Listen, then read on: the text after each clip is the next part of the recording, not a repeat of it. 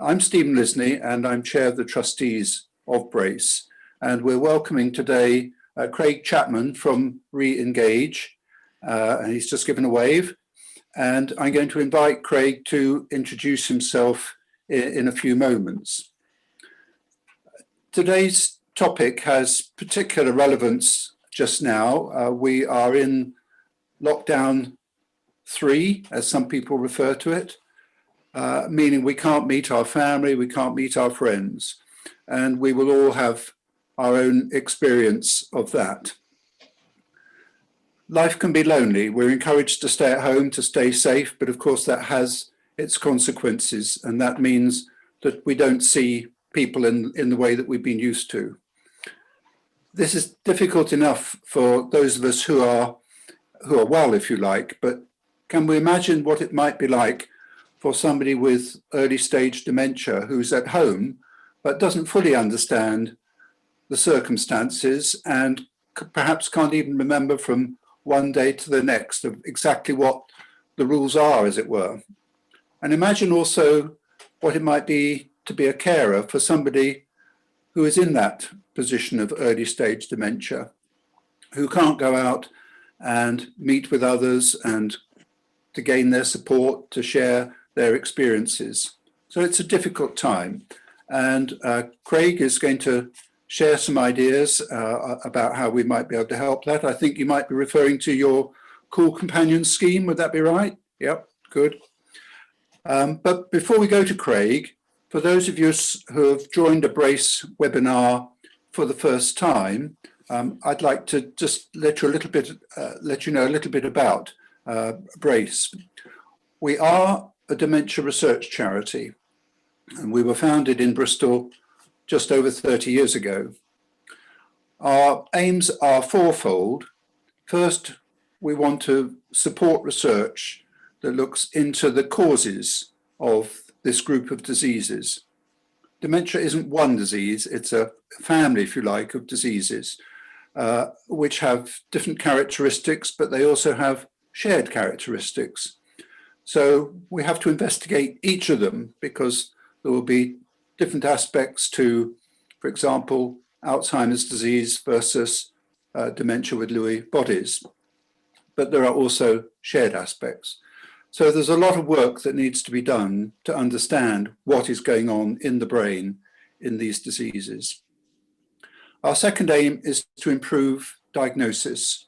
It needs to be timely, and it needs to be accurate. And we now know with quite a strong degree of certainty that the biological changes that are occurring in dementia are starting many, many years, 10, 15 years, before we can detect signs in the behavior of a person. So we need some diagnostic tests that can start to indicate the onset of these biological changes, yet before the person has those symptoms that we recognize, the loss of memory, the loss of what we might call logical thinking and so forth. Our third aim is to find treatments, of course. If we could modify these illnesses to slow them down, that would be wonderful. Even better if we could prevent them. So that's another area that's important for us. And our fourth aim is to share information, to encourage researchers to share information between themselves, but also so that we can share information with people like ourselves, with the broader public. So these are the 4 things that we aim to do. Now, we don't have our own research facilities. We're not a research institute. There are no laboratories or clinics that we run. So the research that we support occurs in universities in the southwest of England, in Bristol, University of Bristol and University of West of England, in Bath, in Exeter and in Plymouth. And we also support research in South Wales at the Universities of Cardiff and Swansea. As a charity, of course, we rely on fundraising and donations.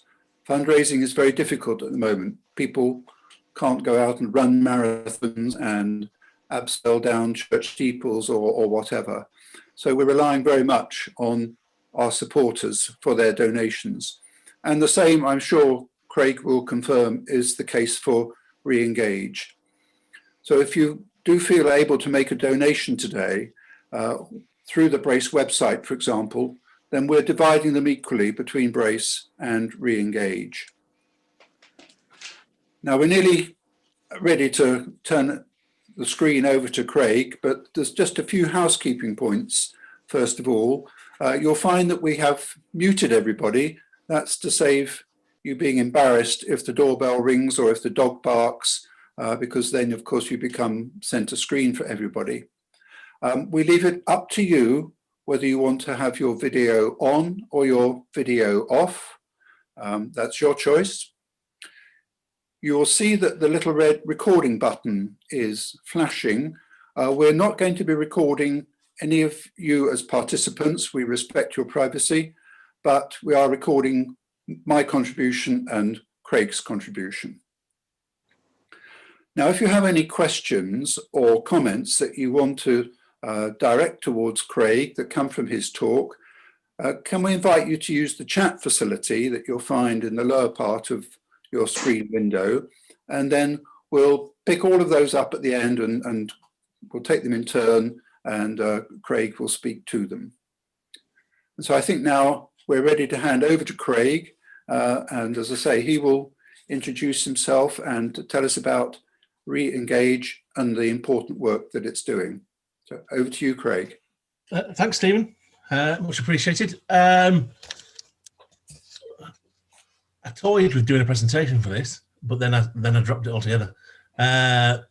Purely because I kind of felt that a presentation would make it slightly less personal, in the fact that people might want to see my lovely face while I'm talking, kind of thing. But really, I kind of wanted to explain about, give you a little potted history of Reengage and how we came to exist, and obviously the massive changes that not just us, but every charity has had over obviously the past year and that kind of thing.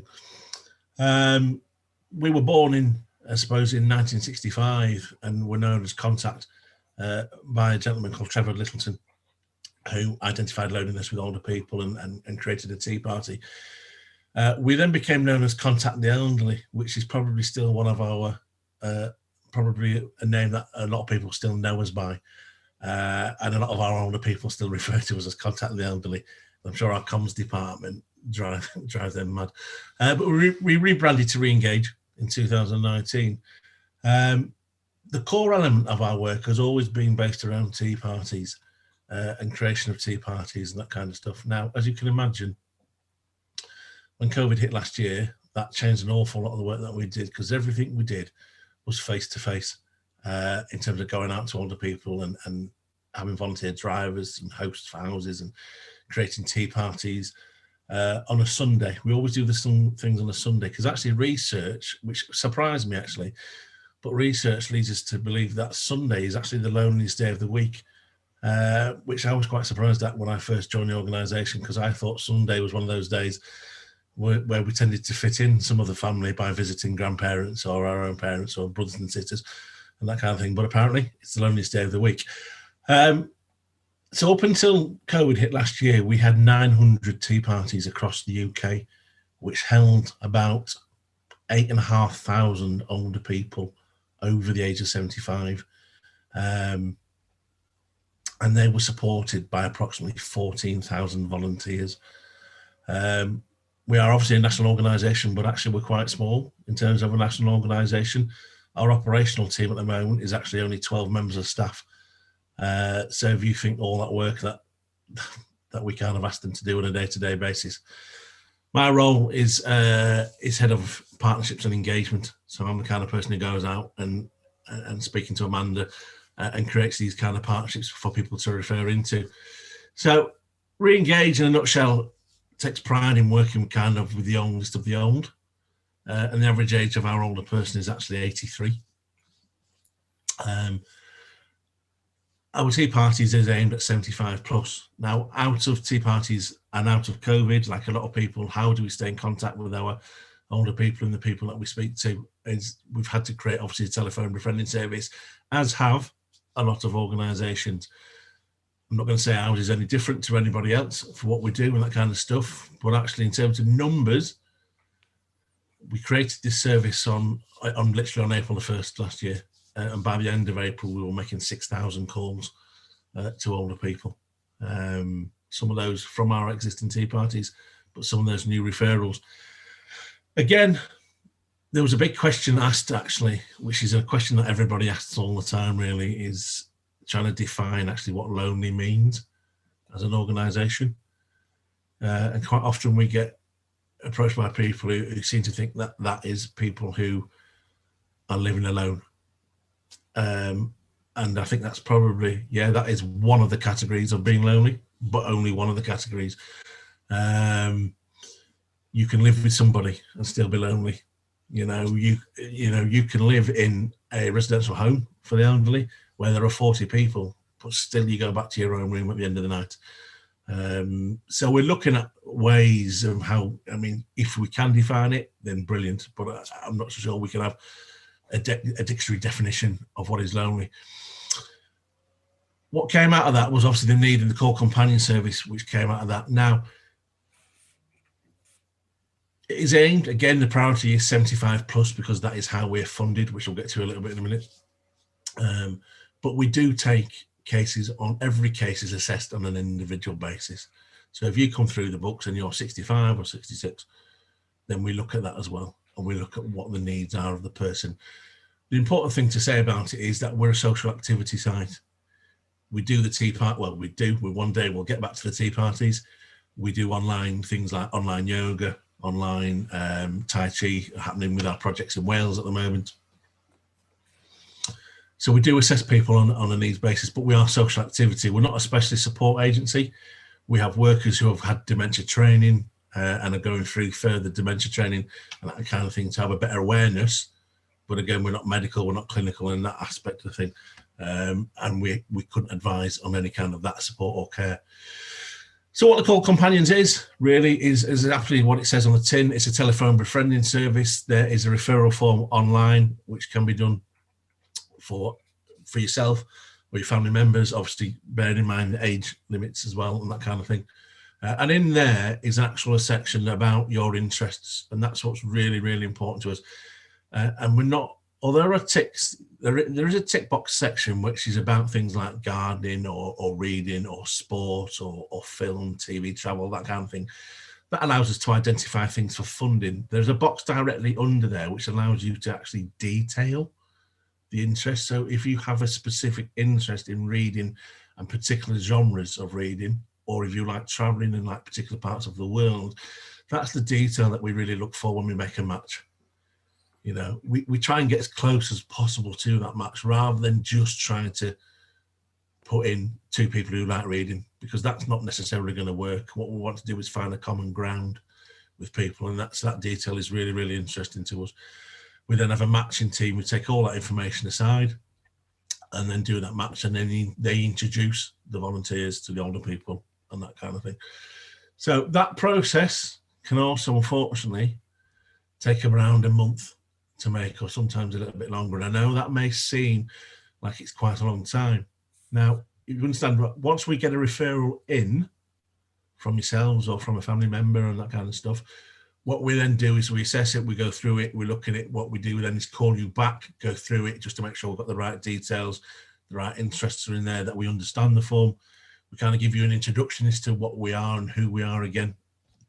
Kind of go through one or two little light touch things around safeguarding and what we expect from our volunteers, all that kind of stuff. What we then do from our side is then start to process volunteers who could potentially look after or potentially support the person that you're referring in. Now, the reason this takes a little bit longer and will take about a month is we don't have, although we've got 14,000 volunteers, not all of them are active at the moment. And some of them are still waiting to be processed. Now, unfortunately, as everything with charities nowadays, it costs money to process the volunteers in terms of their checks. Because when you're processing up to at the moment, we've got 1,200 people that we're currently processing. We can't do it in-house because of the amount of volume, so we have to pay for an outside company who go through their reference checks. So all our volunteers go through a reference check as if they were applying for a job. So it goes out. So we don't just take people on the fact that they want to volunteer. It'd be lovely. That is great, obviously, but we put them through a bit of a vetting check as well. They don't go through a DBS system because they don't need that for a phone call system. However, if they were doing a tea party and volunteered for a tea party, they would go through the necessary checks and all that kind of thing. So once their references come back and everything's okay, the matching process starts. So they could be matched an awful lot quicker with somebody. It all depends on how quick the references get back to us. We don't charge for any hours of our services. We never have. It's unlikely that we ever will, which is probably why we can exist a little bit easier, I suppose, because of people making cutbacks. Obviously, our service, thankfully, isn't one of them. We have an absolute cracking fundraising team, to be fair, who have done a marvellous job this year to kind of keep us afloat, to be fair. We aren't commissioned by any local authority or any government to run anything, so we don't have anyone to answer to. Every bit of our money comes from donations, grants, awards, foundations and legacies. The beauty of the service is it's not time bound as well. So if somebody refers into us, if they want to use us for 4 or 5 weeks and then they feel better, then that's what they use us for. If they want to use us for 4 or 5 months or a year or 2 years, then that's what they use us for. We're about for that person and the needs and that conversation. What we do ask for as well is that for our volunteers, we ask for obviously a commitment of up to a year to start with. What we don't want is that where people come and go. We do know, obviously, over the last year, people's circumstances have changed incredibly, and a lot of people would have volunteered for us during furlough period, and then obviously moved on as they go back to work. So we do understand that, but we do ask for a level of commitment so people can get that established relationship. Also, if for whatever reason, it does happen very rarely, thankfully, but if our older person and the volunteer don't get on for whatever reason, then we simply look at changing it. You know, it's not a case of one shoe fits all and that kind of thing. The other part of it, of why we have so many volunteers as well, is that we ask our volunteers to support or speak to one person. What we don't ask our volunteers is to speak to 5 or 6. That volunteer is giving up their time for us and to make that conversation. If they want to speak to 2 or 3, then we can arrange that, but that's not an expectation. Our expectation is they speak to one person, normally for anywhere between half an hour to an hour a week. Again, that's what we would ask for, but again, that may be something that between the older person and the volunteer, they arrange. It may be fortnightly, or they may ring up twice a week, but again, that's something they arrange between themselves. Every one of our volunteers is placed into a group. So our volunteers go into a group of 5 or 6 people, 5, 6, 7 people. And each group has a volunteer coordinator. And our volunteer coordinator actually just makes sure things are on track and calls are being made. And if there are any issues or any concerns, and then they feed back, obviously, within the organisation. Some of that process is slightly changed at the moment in terms of the information we need, but again, nothing major. So yeah, so I can put some of that down. The volunteer coordinators, just catching on, are actually volunteers as well. So yeah, there's a little bit more responsibility for them in terms of that coordinating the group. But again, we don't. It's not onerous stuff. We have a systematic reporting system back, which is literally like 3 or 4 questions, so we can make sure that those calls are being made on a month-to-month basis. If there's any issues with the groups or any major issues or concerns, we would deal with that as a staff member. But we'd expect that obviously to be fed back to us, so we could do that. We wouldn't expect you to kind of go off and manage as such. We're just making sure calls are being made. So yeah, I mean, I can put that obviously down in the presentation as well for you and put that into a sheet, into almost like a help sheet for you. I'm quite happy to do that. I just didn't want to do a presentation today because it just felt a little bit kind of cold with it being the first time I was meeting you all. So yeah, so.